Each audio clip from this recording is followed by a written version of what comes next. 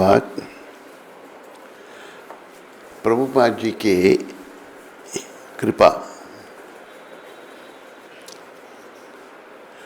प्रभुपाद जी का जो पहला भक्त जिन्होंने न्यूयॉर्क में इस्कॉन ज्वाइन किया था, जैसा मुझे उसने बताया था, ब्रह्मानंद। तो एक बार ब्रह्मानंद, देखो ये विदेशी लोग कोई नियमों का पालन नहीं करते थे, लेकिन प्रभुपाद कृपा से ये सब बड़े गंभीर बन गए भक्ति में।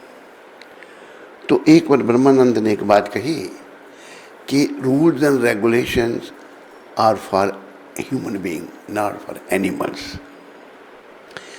नियम जो हैं वो मनुष्यों के लिए हैं, पशुओं के लिए नहीं है। पशुओं के लिए कोई नियम नहीं है।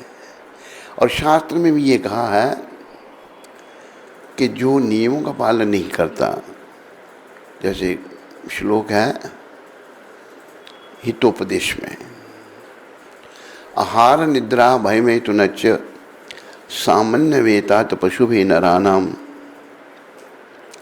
धर्मो हितेशा अधिको विशेषा धर्मे नाहीना पशुभे समानम। खाना, सोना, इंद्रियों का तर्पण करना, अपनी रक्षा करना, मनुष्य और पशु में एक ही समान है। अंतर क्या है? मनुष्य धर्म का पालन कर सकता है, कुछ नियमों का पालन कर सकता है। धर्म क्या है? भगवान के नियम। तो मनुष्य के धर्म का पालन नहीं करता, पशु के समान है। तो विदेशियों पर इतना प्रभाव प्रभुपाद जी का था कि उसने कहा कि मनुष्य को, human being must follow certain rules and regulations. तो हमने प्रभुपाद कृपा से ये शुरू की है आचार संहिता, क्या करें क्या नहीं करें। तो पहला श्लोक ये विष्णु पुराण से है। तो इस श्लोक में क्या लिखा है?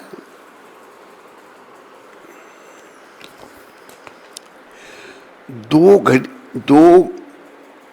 घटी अर्थात 48 मिनट एक मुहूर्त होता है। 15 मुहूर्त का एक दिन और 15 मुहूर्त की एक रात होती है। सूर्य उदय से 3 मुहूर्त का प्रातःकाल, फिर 3 मुहूर्त का संगम काल, फिर 3 मुहूर्त का मध्याह्न काल, फिर 3 मुहूर्त का अपराह्न काल, और उसके बाद 3 मुहूर्त का सायंकाल होता है। दूसरी बात ये मत्स्य पुराण में कही गई है।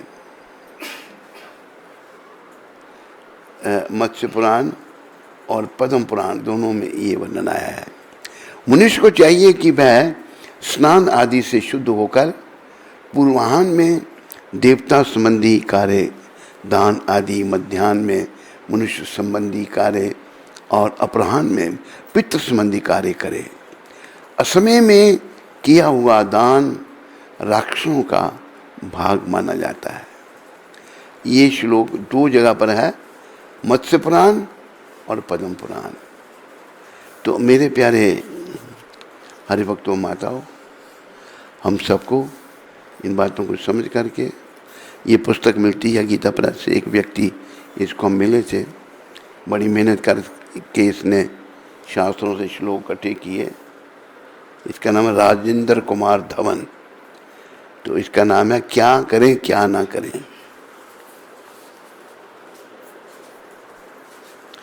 नारायणं नमस्कृत्यां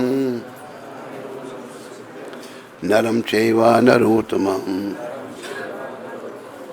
देवीं सरस्वतीं व्यासं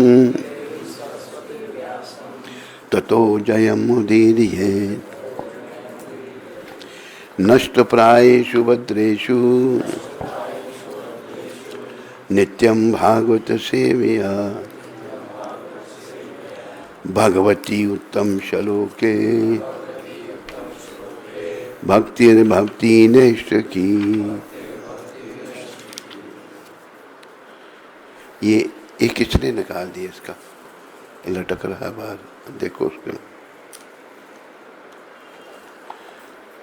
विजय के साधन स्वरूप इस श्रीमद् भागवत का पाठ करने सुनने के पूर्व मनुष्य को चाहिए कि वह श्री भगवान नारायण को, नरोत्तम नारायण ऋषि को, विद्या की देवी माता सरस्वती को पकड़ कर रखें तथा ग्रंथकार श्रील व्यास देव को नमस्कार करें। भागवत की कक्षाओं में नियमित उपस्थित रहने तथा शुद्ध भक्त की सेवा करने से हृदय के सारे दुख लगभग पूर्णतः विनष्ट हो जाते हैं और उन पुण्य श्लोक भगवान में अटल प्रेम भक्ति प्राप्त हो जाती है, जिनकी प्रशंसा दिव्य गीतों से की जाती है। अभी एक शब्द आया है यहाँ पर,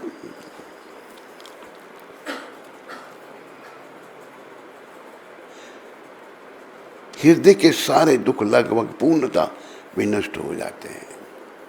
हम दुखी हैं सारे, और सुख कैसे होना चाहते हैं? ज़्यादा खाकर, ज़्यादा सोकर, ज़्यादा भोग विलास करके सुखी। इनसे सुखी नहीं हुआ जा सकता। सुखी होने का रास्ता यहाँ भागवत में बताया है कि रोज़ भागवत सुनना, नियमित उपस्थित रहना भागवत कक्षा में, शुद्ध भक्तों की सेवा। शुद्ध भक्त मैंने पहले ही बताया था, प्रभुपाद जी है इस समय के। शुद्ध भक्त का अर्थ है सारी भौतिक इच्छाओं से मुक्त। इच्छाओं से इच्छा तो बनी रहती है। शुद्ध भक्ति की इच्छा होती है लोगों का भला कैसे हो, लोग भगवत प्राप्ति कैसे करें, ये उनकी इच्छा है। इच्छा है ये नहीं कि मेरा पेट कैसे भरे, पैसा ज़्यादा कैसे इकट्ठा हो, सुंदर लड़की से शादी मेरी कैसे हो जाए, सुंदर लड़का मेरे को कैसे मिले। इच्छा दूसरों का कल्याण, ये भक्तों की इच्छा। तो ये कहा कि सेवा करने से हृदय के सारे दुख लगभग पूर्णतः विनष्ट हो जाते हैं, रोज़ भागवत सुनने से और प्रभुपाद जी जैसे शुद्ध भक्तों की सेवा करने से। फिर और उन पुण्य श्लोक भगवान में अटल प्रेमा भक्ति स्थापित हो जाती है। भगवान उनके चरणों से हमारा संबंध होना चाहिए। भगवान पुण्य श्लोक अटल प्रेमा भक्ति स्थापित हो जाती है। भगवान के चरणों में हमने अपना मन लगाना है। उनसे जो हमारा संबंध टूट गया है उसको पुनः जोड़ना है, हमारा यही काम है। प्रायः लोग कलियुग के प्रभाव से भटक गए हैं।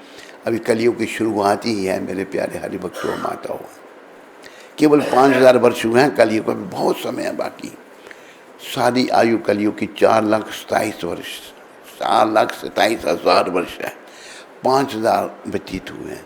आगे आगे इतनी गति खराब होगी, ऐसा वर्णन आया है शास्त्रों में ही कि एक जो तगड़ा व्यक्ति होगा कमज़ोर को पकड़ कर खा जाएगा। पशुओं में जैसे होता है, बड़ी मछली छोटी मछली को खा जाती है, ये हालत हो जाएगी।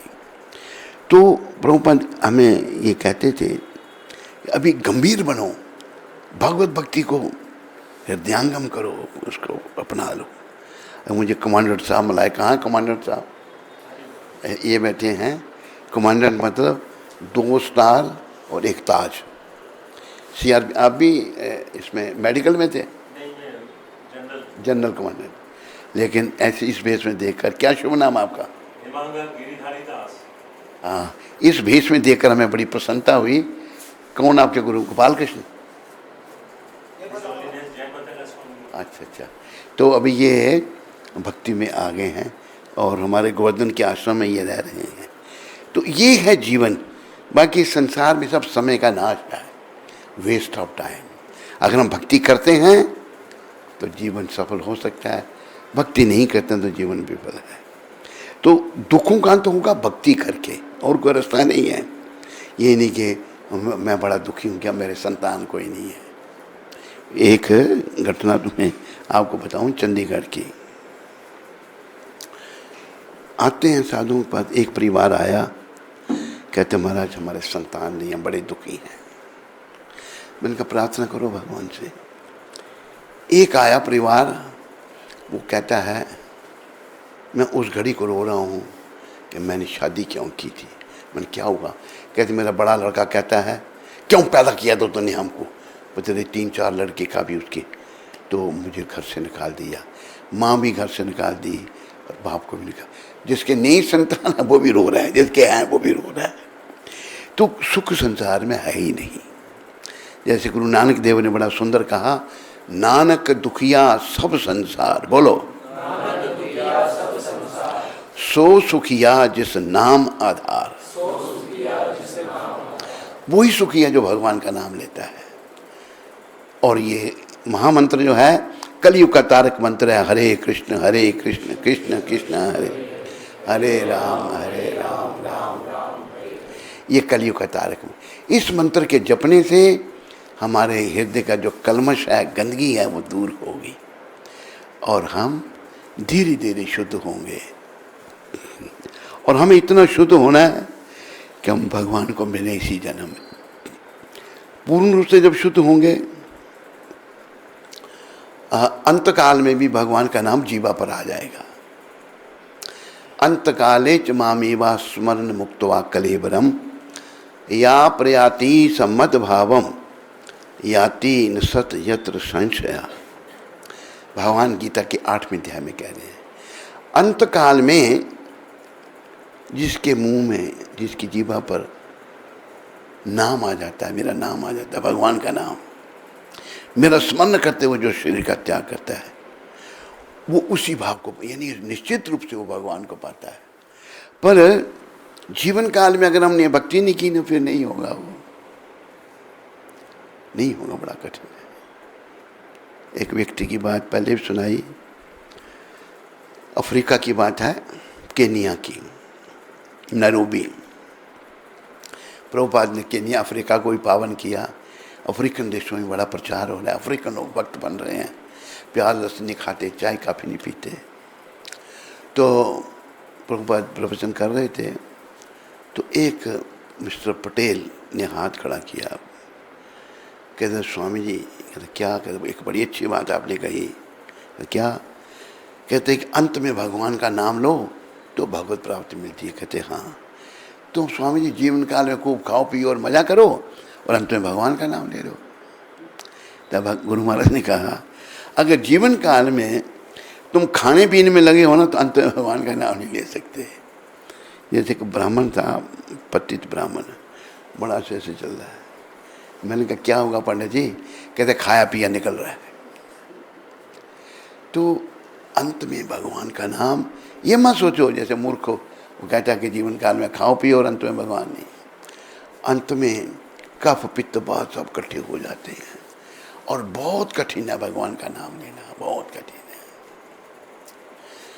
तो अगर हम जीवन काल में भक्ति करके भगवान के हाथ में अपने जीवन की डोरी सौंप देते हैं, दीना बंधु दीनानाथ मेरी डोरी तेरे हाथ, हृदय से भगवान के प्रति समर्पित हो जाते हैं, भगवान के लिए सब कुछ करते हैं, भगवान के लिए खाते हैं, क्या भगवान का प्रसाद खाते हैं, भगवान के लिए सोते हैं, सारे दिन भगवान की सेवा में लगे रहे, सोए तो तब भी भगवान का नाम, सपने में ही भगवान आएंगे।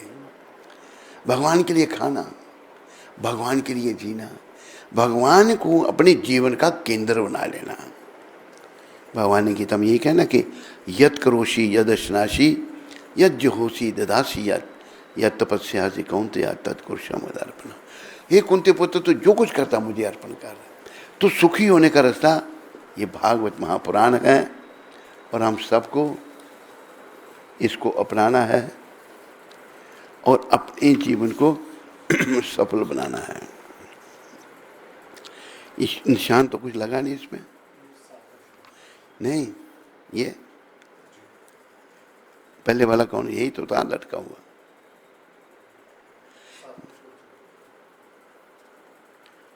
कैसे तेरे को पता लगा? उधर आया नहीं? अच्छा, तो आप सब लोग थोड़ा भगवान का नाम उच्चारण करो। ओम नमो भगवते वासुदेवाय, ओम नमो भगवते वासुदेवाय, ओम नमो भगवते वासुदेवाय, ओम नमो भगवते वासुदेवाय। भागवत का पहला स्कंद, दूसरा अध्याय और 7वां श्लोक। पहले स्कंद में बहुत ज्ञान है, सारा ही ज्ञान बड़ा है।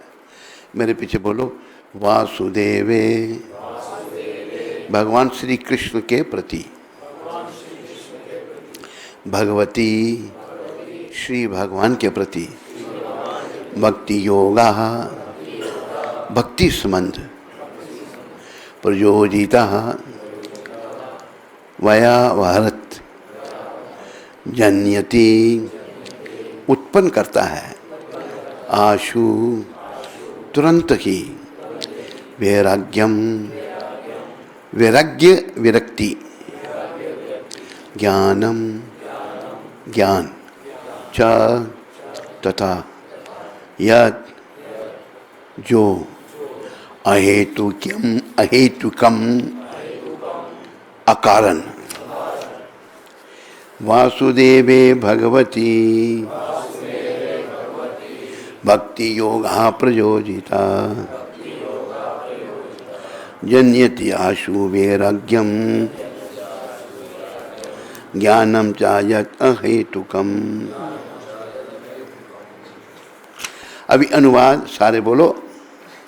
भगवान श्री कृष्ण की भक्ति करने से मनुष्य तुरंत ही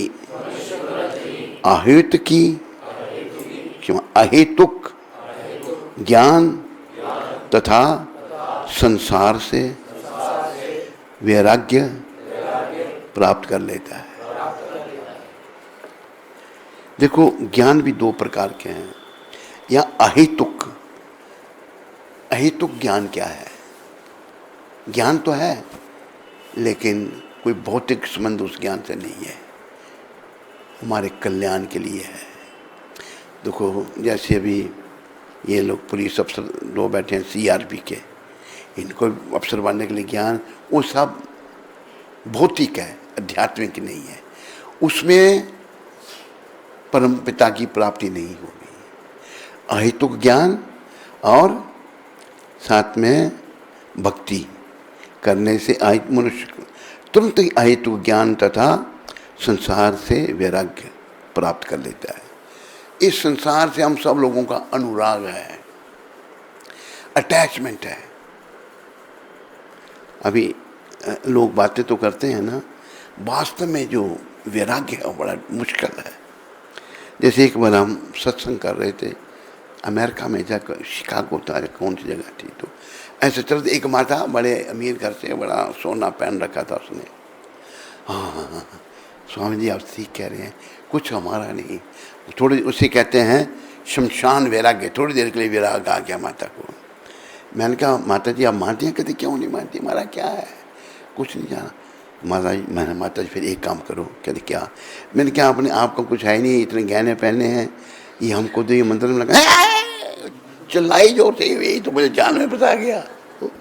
बात तो थी, बात कहते ना जवानी जवां खर्च, वहाँ बोल दिया पर विराग नहीं है। विराग महाराजा क्या नाम था उनका, कौन से थे वो राजा, हैं? महाराजा हरिश्चंद्र। महाराज हरिश्चंद्र पूर्ण वैरागी, राज्य करते हुए भी किसी चीज़ से मोह नहीं था उनका। बातें बहुत करते हैं लोग, बातों से कुछ नहीं होगा। बातों से हमारा मंगल नहीं होने वाला जब तक उनको हम प्रैक्टिकल तौर से नहीं करेंगे, जीवन में नहीं होगा। तो अभी भगवान ने तो ये कहा कि भगवान श्री अपना भगवान वेद व्यास ने, फिर उनके सुपुत्र सुखदेव जी ने कहा, भगवान श्री कृष्ण की भक्ति करने से मनुष्य तुरंत ही अहेतुक ज्ञान तथा संसार से वैराग्य प्राप्त कर लेता है। अभी अगर हमारे अंदर संसार के प्रति मोह है, अटैचमेंट है, इसका मतलब हमारी भक्ति का उदय नहीं हुआ, भक्ति आगे नहीं बढ़ी। भक्ति अभी कर रहे हैं ना हम, तो वो स्टैग्नेंट है, एक ही जगह खड़ी है, आगे नहीं बढ़ रही।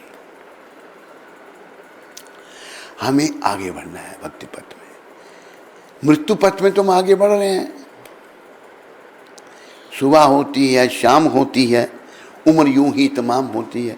मृत्यु पथ में तो आगे बढ़ रहे हैं, लेकिन भक्ति पथ में आगे बढ़ने का प्रयास करना है। तो भक्ति पथ में श्रवणम कीर्तनम विष्णु स्मरणम पाद सेवनम अर्चनम वंदनम दास्यम नवदा भक्ति बिताई है। बड़ा मतलब कठिन नहीं है, लगता हमको कठिन है। हम ये करेंगे नाम का सहारा लें, पहले किनारा मिलेगा।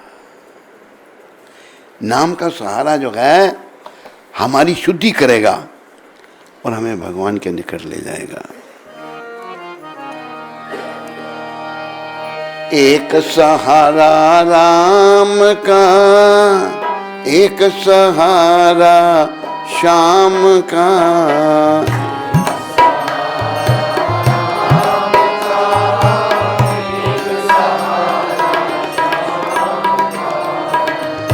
एक सहारा राम का, एक सहारा श्याम का, एक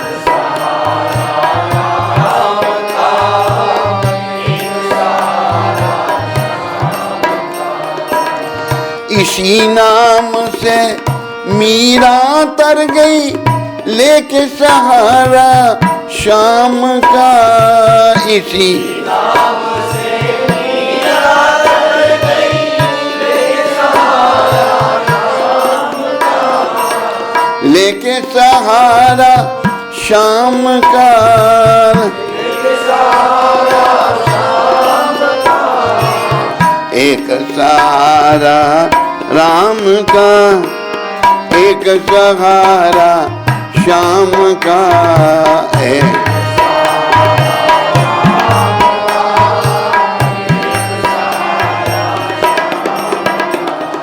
कुछ उदाहरण दिए हैं जिन्होंने भगवान के नाम का सहारा लिया था। बाप ने ता बेटे को सताया, बाप ने ता और अग्नि का खम्भ तपाया,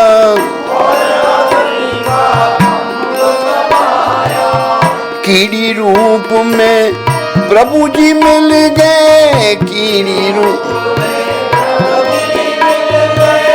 दर्श हुआ घनश्याम का,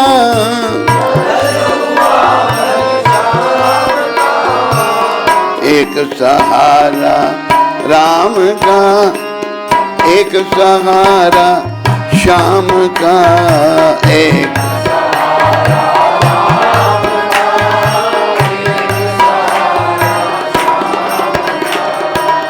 धन्ना था एक जाट निराला, सीधा सादा भोला भाला, धन्ना था एक जाट निराला, सीधा सादा भोला भाला, पत्थर से उसे प्रभु जी मिल गए, दर्श हुआ घनश्याम का, पत्थर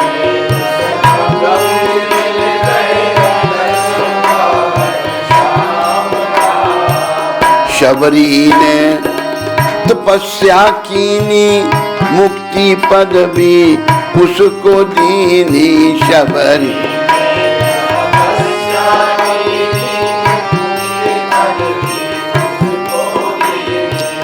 घर बैठे उसे प्रभु जी मिल गए, दर्श हुआ श्री राम का,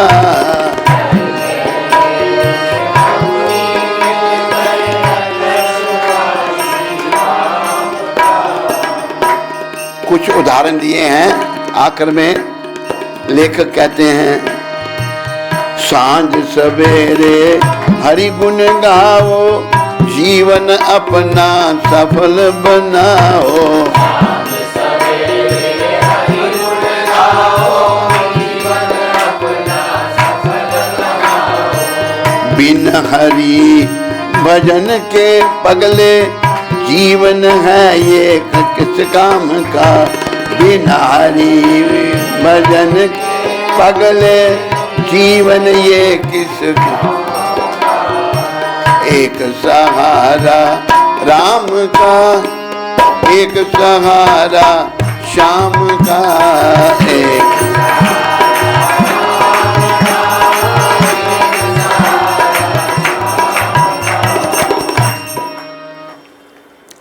भगवान का सहारा, सच्चा सहारा वही है, बाकी सारे सहारे झूठे हैं, याद रखो। किसी ने पत्नी का सहारा ले रखा है, किसी ने पति का ले रखा है, किसी ने बेटे का, किसी ने बेटी का। इस सहारे जितने भी हैं ना, ये जितने रिश्ते नाते हैं बस मरघट तक ही जाते हैं, केवल मरघट तक ये जाते हैं। फिर हंस अकेला करता कूच बेचारा, फिर व्यक्ति को अकेले वहाँ से जाना पड़ता है। तो जीवन काल में हमने भगवान का सहारा लेना है। भगवान श्री कृष्ण की भक्तिमय सेवा को जो मनुष्य भौतिक भावात्मक व्यापार की तरह मानते हैं, वे यह तर्क कर सकते हैं कि शास्त्रों में तो यज्ञ, दान, तपस्या, ज्ञान, योग तथा आदि प्रकार की दिव्य साक्षात्कार की विधियों की संस्तुति की गई है। उनके मतानुसार भक्ति अर्थात श्री भगवान की भक्तिमय सेवा तो उन मनुष्यों के लिए है जो उच्च कोटि के कर्म नहीं कर पाते। ऐसे लोगों की भी धारणा है, लेकिन देखो उन लोगों में ज्ञान का उन्होंने आश्रय लिया है, वो ज्ञान को प्रधान मानते हैं। शब्द है ना कि ज्ञानी अभिमानी, ज्ञानी को अभिमान आ जाता है। जब जिसमें को अभिमान आ गया वो भगवत भक्ति में आगे, वो भगवत प्राप्ति पथ में आगे नहीं बढ़ सकता। लेकिन भक्ति, जैसे मैंने पहले भी बताया था एक दिन, भक्ति माता स्त्री हैं। भक्ति के दो पुत्र हैं, ज्ञान और वैराग्य। कई लोग ज्ञान का सहारा लेते हैं, कई लोग वैराग का सहारा लेते हैं, और जो माया है जो सबको आकर्षित कर लेती है। लोग भौतिक दृष्टि से बड़े विद्वान हैं, बड़े पढ़े लिखे हैं, लेकिन माया, पल्ले दर्जे की माया ने उनको घेर करके रखा हुआ है। माया के चक्कर में पड़े हुए हैं, दिन रात भोगों को भोग रहे हैं, मरते दम तक भोगते रहेंगे और घोर नरक में जाना पड़ेगा। और विद्युता इतनी, पद इतना बड़ा, आप कह नहीं सकते। तो हमें जो है भक्ति, भक्ति स्त्री है, माया भी स्त्री है। जो भक्ति करता है उसको माया आकर्षित नहीं कर सकती। स्त्री स्त्री को आकर्षित नहीं करती, स्त्री पुरुष को आकर्षित करती है। तो हमें भक्ति का सहारा, नाम से शुरुआत होगी। नाम जपने से क्या होगा कि धीरे धीरे हमारी अंतरात्मा पवित्र होगी। अंतरात्मा जब शुद्ध होगी तो हमारा संसार से मन हटना शुरू हो जाएगा और परमात्मा श्री कृष्ण के चरणों में लगना शुरू हो जाएगा। यही जीवन है, क्योंकि एक दिन तो संसार से जाना ही है। संसार में कोई रह नहीं सकता, सब रहना चाहेंगे, क्योंकि अज्ञानता है, अटैचमेंट है। तो अगर आदमी ने जीवन काल में भगवान के श्री चरणों में अनुराग उत्पन्न नहीं किया, संसार से विराग उसके मन में नहीं आया, तो फिर जब प्रयाण होगा, यहाँ से जाना होगा, बहुत कठिन होगा, क्योंकि वो उसने सब कुछ संसार को अपना समझा हुआ है। मेरा मेरा कर रहा है, यही बंधन है। अज्ञानता से करता मेरा, वो समझ रखा है कि ये मेरा है, सब कुछ है उसका कुछ भी नहीं। स्त्री पुत्र धन दौलत मकान कार बंगले तो दूर की चीज रही, ये शरीर भी मेरा नहीं है, फिर और मेरा क्या है? मेरे तो भगवान है। जैसे मीरा माता ने कहा,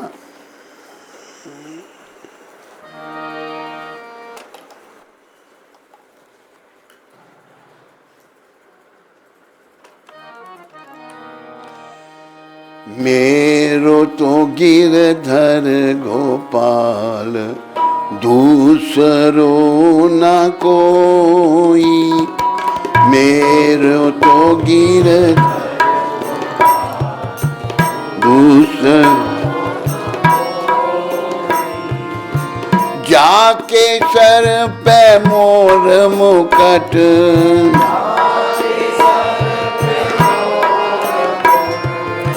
मेरो पति सोई।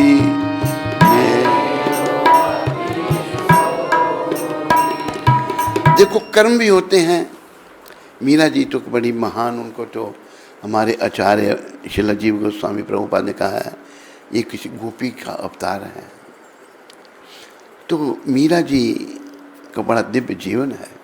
बाल्य रूप में थी, बाल काल में थी मीरा माता। तो शाही परिवार में उनका, राज परिवार में जन्म था। तो बारात जा रही थी, तो बच्चे देखते हैं कुछ भी बैंड बाजे बज रहे हैं, तो देखा कि घोड़ी पर एक सवार हुआ है, लोग चल रहे हैं साथ में, बैंड बज रहे हैं। माँ को पूछा, माँ ये कौन है? ये सब लोग, बच्चा जानना चाहता है कि बेटी ये जो घोड़ी पर बैठा है दूल्हा है। कहाँ जा रहा है? ये दुल्हन को ब्याहने जा रहा है। इस साथ में सब इसके रिश्तेदार हैं, ये बारात जा रही है। अब उसी भोले भाव में मीरा बाई ने कहा, बच्चा है, बचपने में कहा, तो मेरा दूल्हा कहाँ है? माँ क्या कहे अभी? माँ कहती, बेटी तेरा दूल्हा जो है वो कृष्ण है, भगवान को बता दिया। मीरा जी ने तभी से भगवान को अपना पति मान लिया, बाल्यकाल से ही। उनका ही भजन करें सब कुछ। तो एक दिन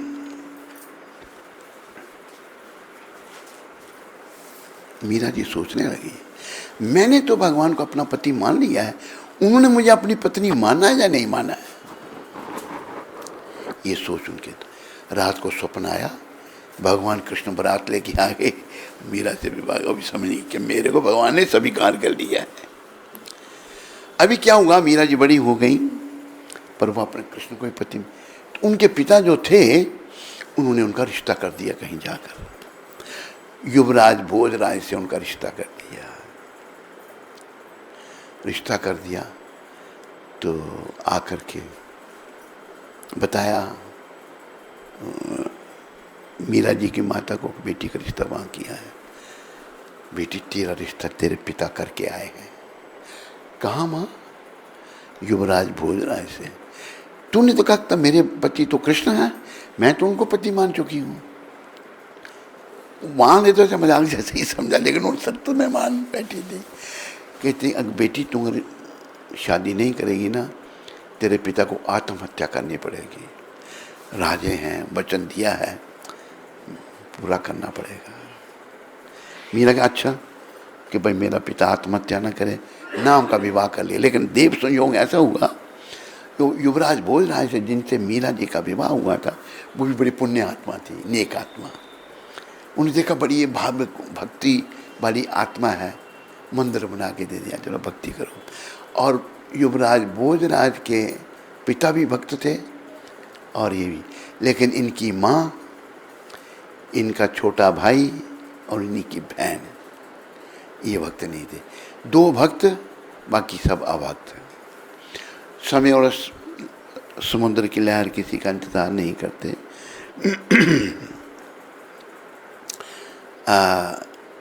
युवराज के पिता भी सुधार गए और युवराज भी सुधार गए। अभी राणा, युवराज का छोटा भाई, उसको गद्दी पर बैठाया, राजा बना। वो जैसे हमारे भक्त कहते हैं पागलपंथी, वो पागल था, भौतिक बात में पागल था वो। लोग कई बार, मैं अफ्रीका में था तो एक मैं तिलक लगाया, यही भेष था मेरा। एक कोई लड़का को, मुझे हिंदू ही लगता था वो, मुझे बड़ा डांटने लगा, क्या भेष बना रखा है तूने अपना। ये मैं आपको 40 साल पुरानी बात बता रहा हूँ। वो मुझे ऐसा इतनी कूद से, वो उसने जो भेष बनाया उसको ठीक लग रहा है, हमारा भेष करता है। तो ये तीनों राणा की माँ, मीरा जी की सास और ननद, तीनों दुष्ट मीरा जी को परेशान करने लगे, भक्ति नहीं करने दे रहे। जबकि नाम के पति ने देखा बनी मीरा की तरह भक्ति कर रही है, जाओ भक्ति करो, महान आत्मा, लेकिन चले गए। इन दुष्टों ने बड़ा तंग किया मीरा जी को। तो वो है ना भजन,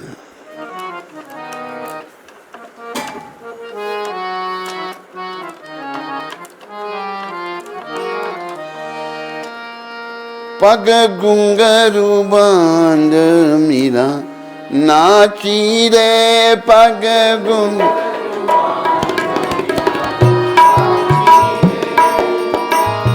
लोग कहे मीरा भैरे बाबरी, लोग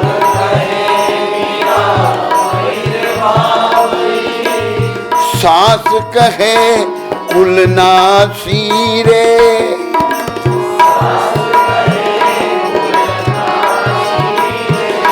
पग घुंघरू बांध मीरा नाची रे, पग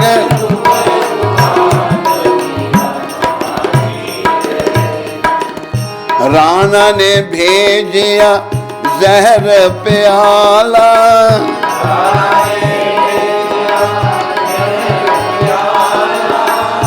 पीवत मीरा हासी रे,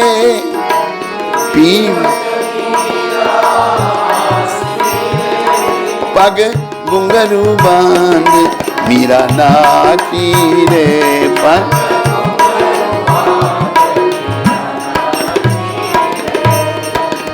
लोग कहे मीरा भैरे बाबरी, लोग कहे सास कहे कुल नासी रे, सास पग घुंघरू बांध मीरा नाची रे, पग घुंघरू बांध। मैं तो अपने गिरिवर धर की, मैं आप ही हो गई दासी रे, आप ही पग घुंघरू बांध मीरा नाची रे, पग घुंघरू बांध। अब देखो जैसे मीरा जी पग, वो भी कृष्ण प्रेम में वो मतवाली है, कृष्ण प्रेम उनका जागृत हुआ है और नाच रही है, राज परिवार है, पग घुंघरू बांध मीरा नाची रे, लोग कहें मीरा भाई रे बामरी, लोग कहें कि मीरा जो है पागल हो गई है, पागल तो वो है दूसरे, उनको एक भक्त पागल दिख रहा है।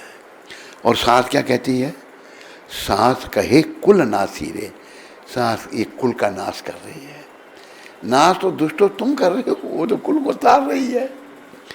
तो आगे एक बताते हैं, पहले भी चर्चा हुई थी, एक पांडे नाम का व्यक्ति था राजस्थान में, तो उसको राणा ने, अभी राजा बना हुआ है ना वो, राणा ने कहा ऐसा कर कि इसको मारना है, तुम्हें ये प्याला ले दे, इसमें जहर मिला दे, कहना ये चूर्णामृत है। चूर्णामृत नाम करके मीरा जी को जहर का प्याला दिया। राणा ने प्याला जहर का मीरा को पिला दिया, पावन हरि के नाम ने उसे अमृत बना दिया। शुद्ध भक्ति इतनी कि वो जहर भी अमृत बन गया। कहते हैं वो जो पांडे जो ले गया था राणा के कहने से, वो उस परिवार को बड़ा पाप लगा था, बहुत पाप लगा।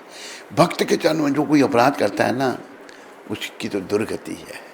पांडे भी अपने स्वार्थ के लिए भाई, मुझे राजा कह रहा है, राणा कह रहा है, भाई शास्त्र कह रहा है, तो आपने नंबर बनाने के लिए मीरा जी को दे दिया। खुद ले जाता राणा तो थप तो ना मीरा, वो थोड़ा कहते थे चन्नामृत तुम क्यों लाए, मैं तो ये ब्राह्मण लाया है चन्नामृत। तो मीरा जी जो हैं, इन्होंने जीवन में बहुत सारी लीलाएं की। और देखो कि लोग कहें मीरा भाई रे, सास कहे कुल। मीरा जी कहती मैं तो अपने भगवान की खुद ही दासी बन गई हूँ। बड़ा जब परेशान करने लगे मीरा जी को उनकी सास, देवर और ननद, ये दुष्ट प्रकृति के लोग थे, भक्ति नहीं थी हृदय में। तो मीरा जी ने पत्र लिखा तुलसीदास जी को, मैं क्या करूं, मुझे बड़ा परेशान किया जा रहा है, भक्ति नहीं करने दे रहे। क्योंकि भक्त समझता कि भक्ति ही जीवन है, भक्ति के अलावा जो कुछ भी है सब समय का नाश और नरक का द्वार है। तो अभी मीरा भाई ने जब पत्र लिखा तुलसीदास जी को, उन्होंने पद लिख के भेजे। उन्होंने लिखा, मीरा ने पूछा मैं क्या करूं? तुलसीदास ने लिखा, जाके प्रिय न राम बदेही, सो छाड़िए कोटि वैरी सम, यद्यपि परम स्नेही। जिसका, उसको निशानी रखना उसमें, जिसका भगवान से प्रेम नहीं है उसको 1 करोड़ दुश्मन के समान छोड़ दो, यद्यपि परम स्नेही। तो शास्त्र क्या क्या कहते हैं इसके बारे में? अभी देखो, भरत जी ने माँ कैकेयी का त्याग किया नहीं किया? बोलो, आप भी थोड़ा मुंह हिला दो। प्रहलाद जी ने बाप हिरण्यकशिपु का त्याग किया नहीं किया? भविष्य ने भाई रावण का त्याग किया। ब्रिज की ब्राह्मण पत्नियों ने अपने पतियों का त्याग कर दिया, और गौतम ऋषि ने अपनी पत्नी अहल्या का त्याग कर दिया। तो सभी त्याग हो सकते हैं अगर भक्ति में नहीं है। अहल्या जो थी वो बड़ी सुंदर थी, गौतम ऋषि के पास रखी, ब्रह्मा जी ने रखा उसको, तो इतनी सुंदर थी कि स्वर्ग का राजा इंद्र भी उसका भोग करना चाहता था। उसने क्या किया, देखो ये भोग विलास कितने कठिन है जीव के लिए छोड़ना, पर जो भक्त बन जाता है ना उसके लिए तुच्छ हो जाते हैं। क्या हुआ कि बड़ा षड्यंत्र रचा इंद्र ने, चंद्रों का बोल दिया तुम ऐसी जगह चले जाना यहाँ 4 बजे जाता है तुम। मुर्गे को बोला तुम रात के 2:30 बजे ही बांग दे देना। तो ऐसा हुआ। तो उसने क्या, अपना गौतम ऋषि जी उठे, सुंदर स्त्री उनके पास रखी है लेकिन वो उसकी तरफ देखते भी नहीं, पूरा संयम है। उठे, देखा चंद्रमा भाई है, वो सोचे 4 बज के, गंगा स्नान के लिए चले गए। गंगा स्नान के लिए जब गए तो स्पर्श किया तो गंगा मैया कहती है, ऋषिवर आप इतने जल्दी कैसे आ गए? नहीं मैया, चंद्रमा भाई कहते तो आपके साथ धोखा हुआ है। झट समझ गए। गौतम ऋषि वापस आए तो क्या हुआ, इंद्र गौतम ऋषि का रूप धारण करके उसने समागम किया जा करके अहल्या से, और उसी रूप में वो बाहर निकल रहा है, गौतम ऋषि बना हुआ है इंद्र। तो तब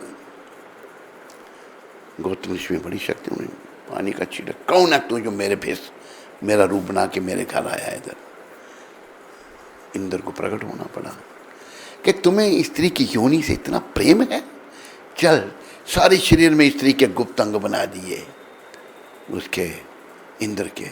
महाराज क्षमा करो, मेरी बड़ी शर्म की बात है। फिर आंखें बन गई, वो सारे शरीर में आंखें हैं। तो सारे जीव इसी मोह माया फंसे हुए हैं, यही बंधन है। मर जाता आदमी लेकिन ये नहीं छोड़ सकता। लेकिन अगर कोई भक्ति को अपनाता है, जैसे कहा है ना, अरे बोल,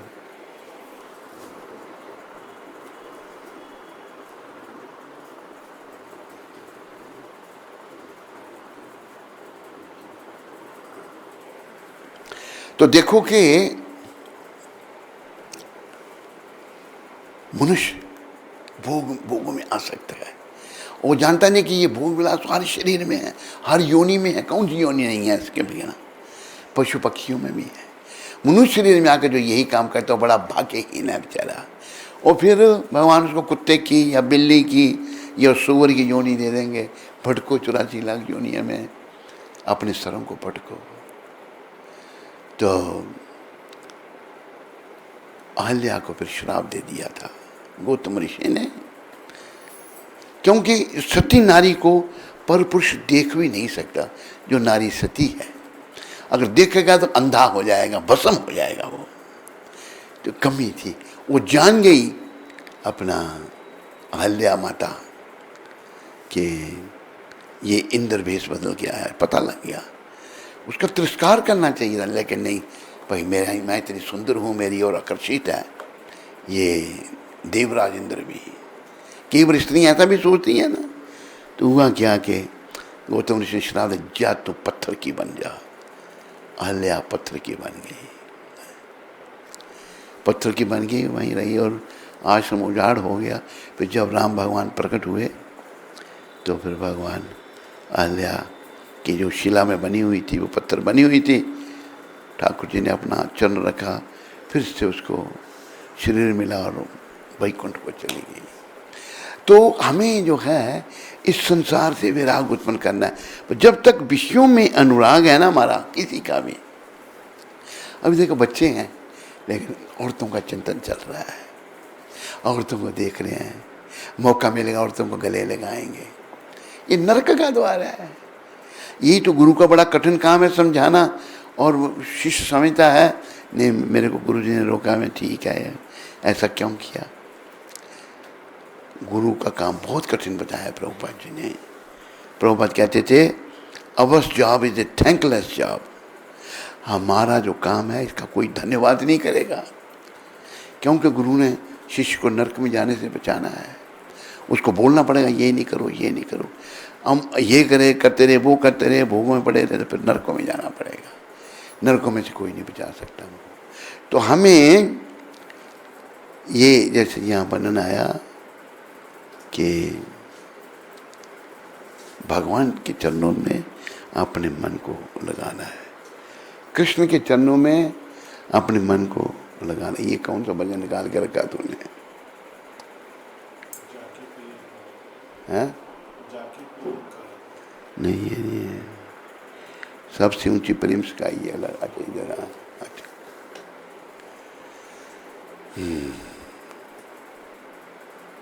आए, ठीक, यही ठीक था। जाके प्रिय न राम विदेही, सो छाड़िए कोटि बैरी सम, यद्यपि परम स्नेही। तजियो पिता प्रहलाद, भविष्यन बंधु भरत महतारी, बलि गुरु तजियो कंत ब्रज में नीतने, भय मुद मंगलकारी। प्रहलाद जी ने पिता को छोड़ा, भविष्य ने भाई को छोड़ा, भरत ने माँ को छोड़ा, और बलि महाराज ने अपने गुरु को भी छोड़ दिया। क्यों? गुरु को क्यों छोड़ा? बलि के गुरु थे शुक्राचार्य। बलि महाराज जो है राक्षस कुल में उत्पन्न हुए। इनके पिता विरोचन थे और इनके दादा प्रहलाद महाराज थे। प्रहलाद महाराज से राक्षस कुल में पैदा, पर अनन्य भक्त भगवान के। तो बलि महाराज जब वामन देव आए, वामन भगवान जब आए तो सूचित किया गया। ब्राह्मणों के बड़े भक्त थे बलि महाराज। भगवान वामन रूप में आए, तो वामन भी हैं और ब्राह्मण भी हैं, दोनों सूचित किया गया। बलि महाराज आए, कहते महाराज क्या सेवा करूं, मेरा राज्य चाहिए आपको, जो चाहिए हमें तुम 3 पग पृथ्वी दो। बलि महाराज हंसने लगे, क्या मांग रहे हैं ये, बस उससे जा रहे 3 पग पृथ्वी। अभी शुक्राचार्य वहां पहुंच गया। शुक्राचार्य कहता है कि तुमने जानता कौन है ये विष्णु तेरे को ठगने के लिए आए हैं, तेरा राज्य सब छीन लेंगे। तो बलि महाराज कहते हैं गुरु महाराज मैं तो वचन दे चुका उनको, जो कहेंगे मैं दूंगा इनको, वचन भंग करके। ये नहीं भंग करता मैं, देखो गुरु गलत कह रहा है, वचन त्याग दिया गुरु को। बलि गुरु तजिए हूं कि मैं वचन भंग नहीं कर सकता, वचन पूरा करूंगा। अभी फिर आला ने तजियो कंत बनी भय मुद मंगलकारी। इन्होंने ब्रज की ब्राह्मण पत्नियों को छोड़ा, पतियों को छोड़ा, बलि महाराज ने गुरु को छोड़ा, सभी मंगलकारी हुए। गुरु भी अगर ठीक नहीं है, गुरु भी अगर ढोंगी है, अगर परंपरा में नहीं है, उसका भी त्याग। जो देखो जो बंधन में है, जो शुद्ध नहीं है, आपके बंधन काटने में वो कैसे निमित्त बनेगा, ये प्रभुपाद जी ने लिखा हुआ है। ये तो फिर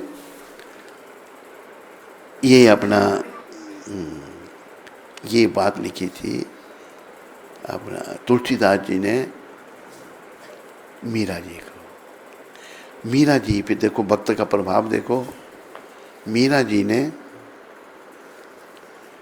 छोड़ दिया, बड़ा परेशान जब करने लगे, भक्ति नहीं करने लगे, छोड़ के मीरा जी आ गई वृंदावन। वृंदावन जब आई तो हमारे परमाचार्य शिला जीव गोस्वामी के बारे में उन्होंने सुना। उस समय बड़े उच्च कोटि के आचार्य थे जीव गोस्वामी महाराज।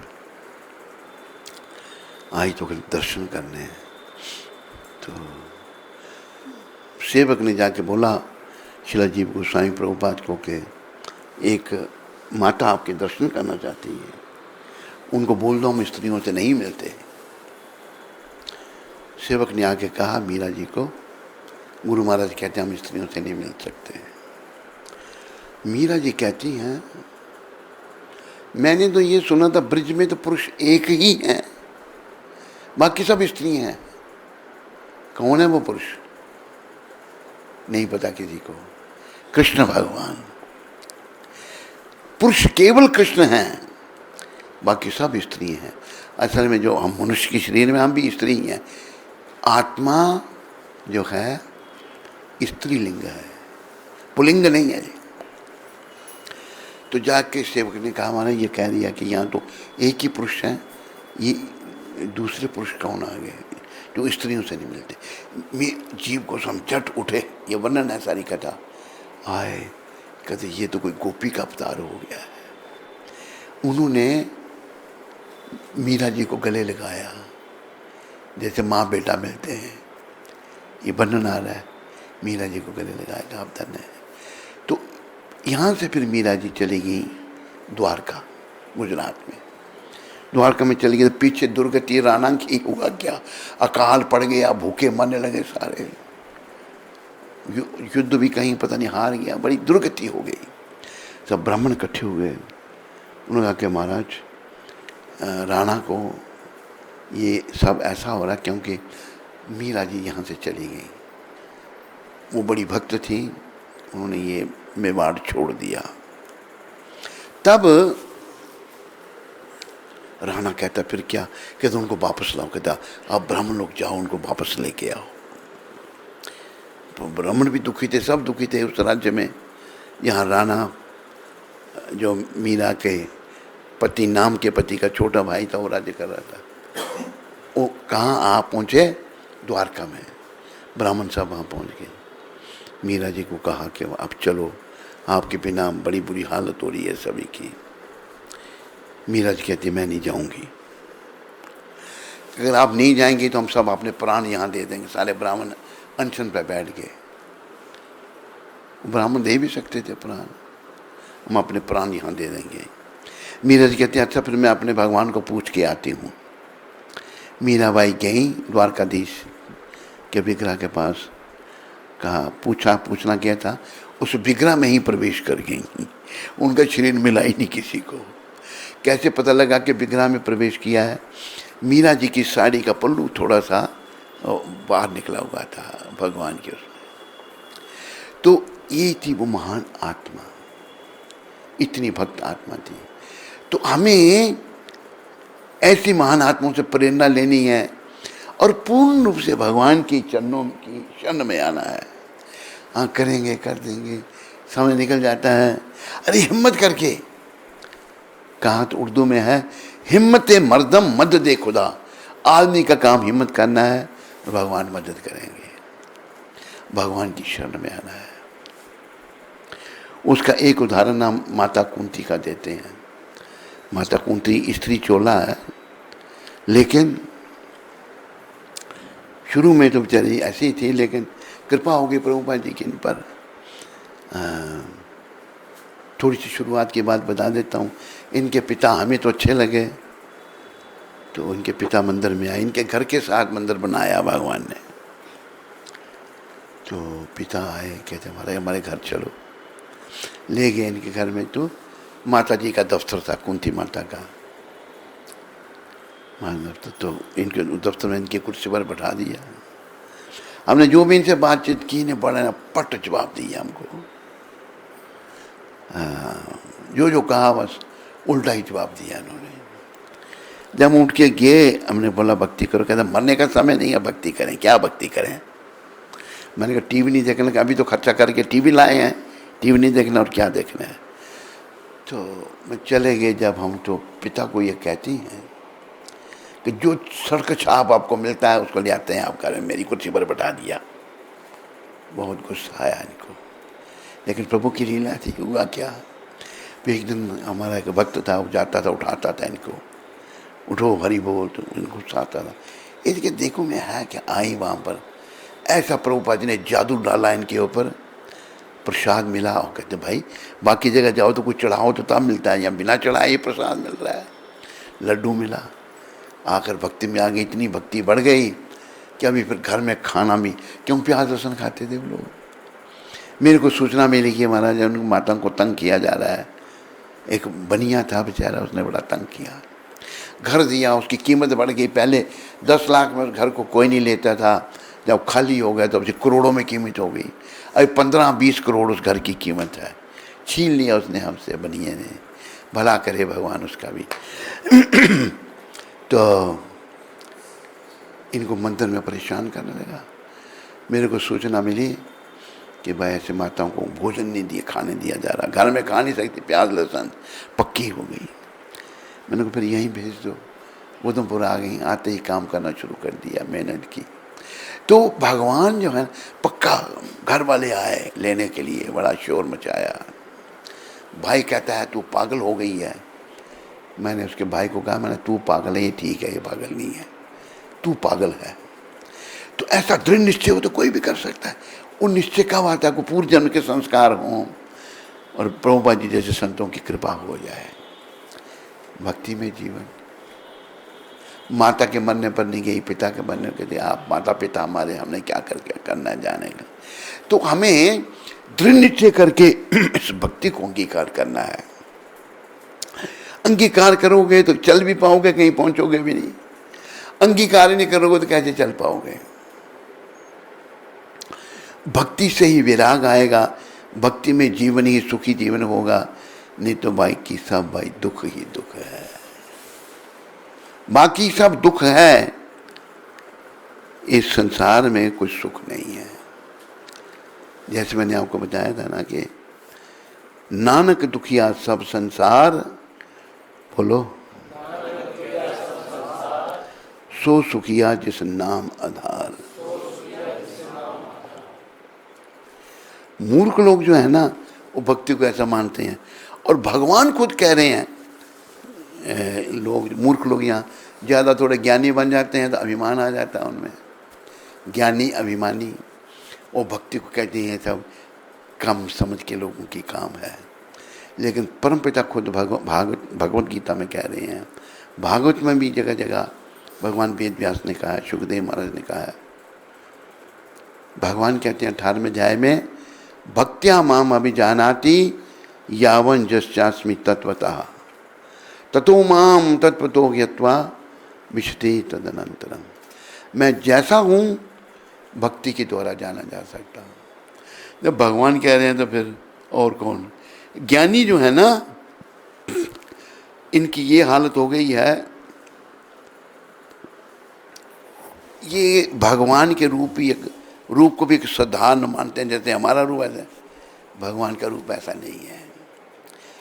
ईश्वरः परम कृष्ण सच्चित आनंद विग्रह, ये ब्रह्मा जी ने कहा है। सर्वेश्वर सुप्रीम कंट्रोलर कृष्ण है, और उनका विग्रह रूप जो है सत्य है। मेरा सत्य नहीं है, आपका भी सत्य नहीं है। चित्त ज्ञान से परिपूर्ण है, सच्चित आनंद, और आनंद में है। भगवान के लिए कोई कष्ट की बात नहीं है। ऐसे आनंद में भगवान को, जिनका विग्रह सच्चित आनंद है, उनकी शरण में जब हम जाएंगे तो उनकी कृपा से हम भी सुखी हो जाएंगे। बाकी भाई सुख की संसार में कोई बात नहीं है। आप संसार में सुख खोजते रहोगे, समय का नाश करते हो, समय का नाश करोगे। समय का नाश नहीं करो, भगवान की शरण में आओ। आखिरी समय को याद रखो, जो मैं याद दिलाता हूँ आपको। सब पीछे बोलो, दो बातन को भूल मत, जो चाहत कल्याण, नारायण एक मौत को दूजे श्री भगवान। मौत और भगवान का कभी नहीं भूलना। जब मरना ही है हमने तो क्यों ऐसा पापड़ बेल रहे हैं, हम क्यों उल्टे सीधे काम कर रहे हैं? भक्ति नहीं है। भक्ति को अपनाओ, भक्ति माता हमारे हृदय को निर्मल कर देंगी और हम जो हैं उल्टे सीधे काम करना छोड़ देंगे और जीवन हमारा सफल हो जाएगा। बोलो मोर मुकुट बंसी वाले की। आज कितनी तारीख? 15, 16?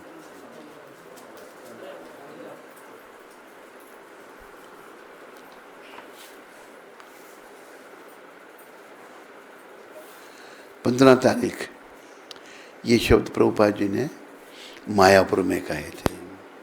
जैसे ब्रह्मा जी ब्रह्मांड की रचना का विचार करते हैं, तुम एक गगनचुंबी इमारत बनाने का विचार कर रहे हो और एक चींटी इस कमरे में छिद्र बनाने का गुण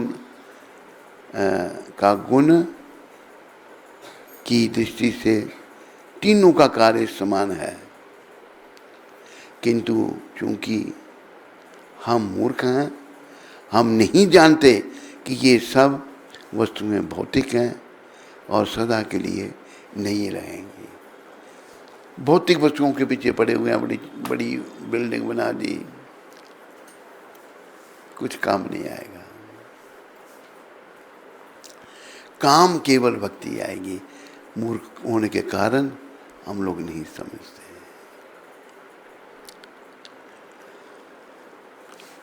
बोलो पतित पावन शिला प्रभुपाद की जय। बोलो कृष्ण बलराम की। बोलो ललिता विशाखा राधे श्याम की।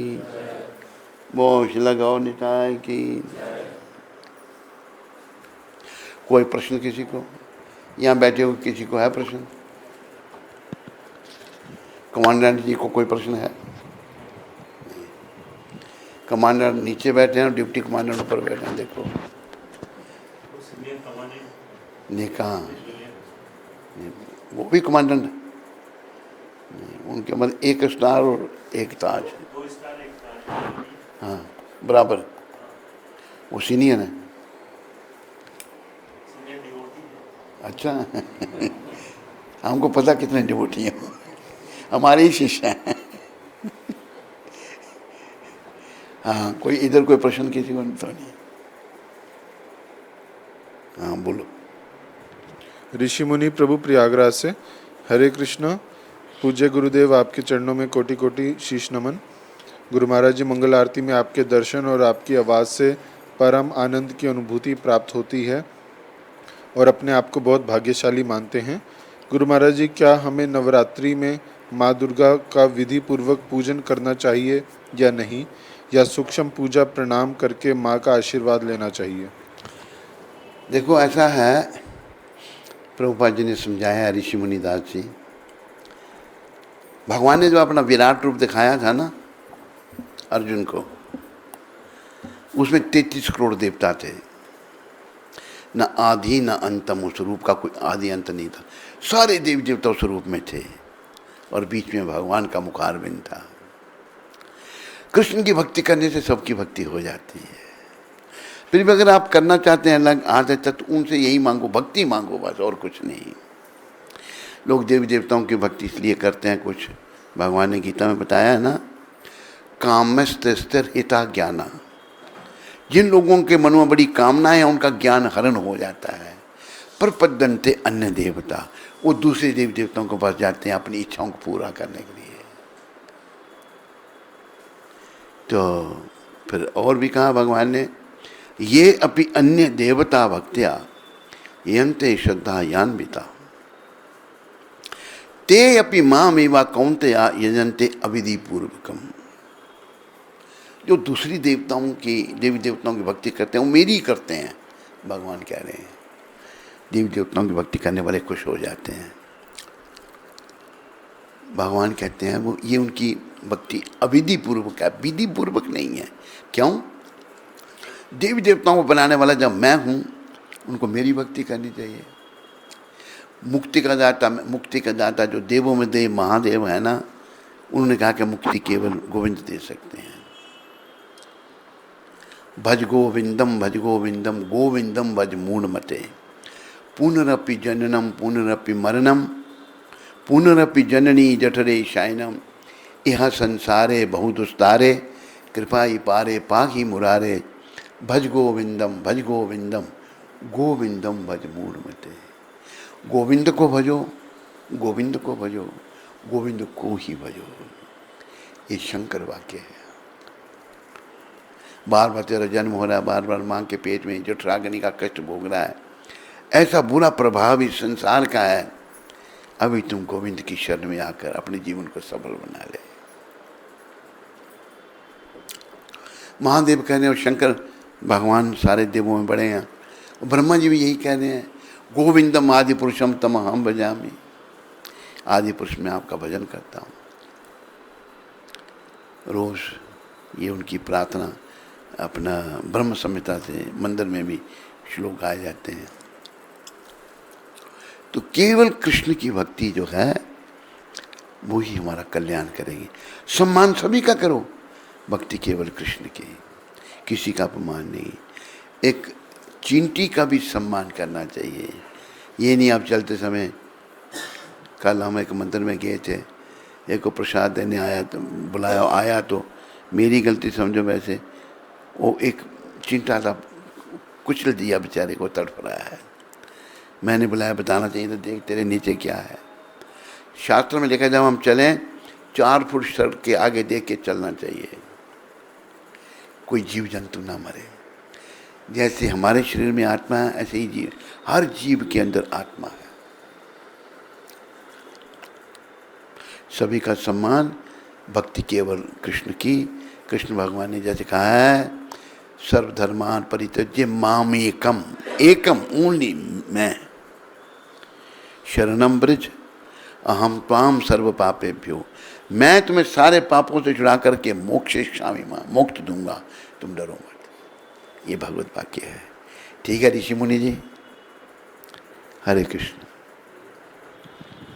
विजय लक्ष्मी माता उड़ीसा से, हरे कृष्ण। विजय लक्ष्मी पंडित नहीं, घेड़ई गणे, अच्छा।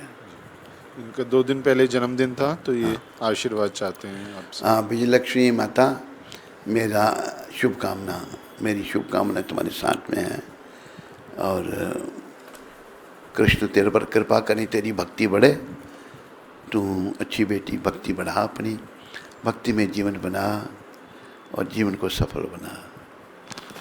बस। हरे कृष्णा कृष्णा।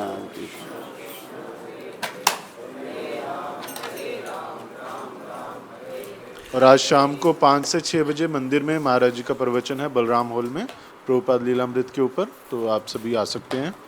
और ऑनलाइन टेलीकास्ट भी रहेगा, लाइव भी उसको देखा जा सकता है। हरे कृष्ण। इतना ही और भी है, ठीक है।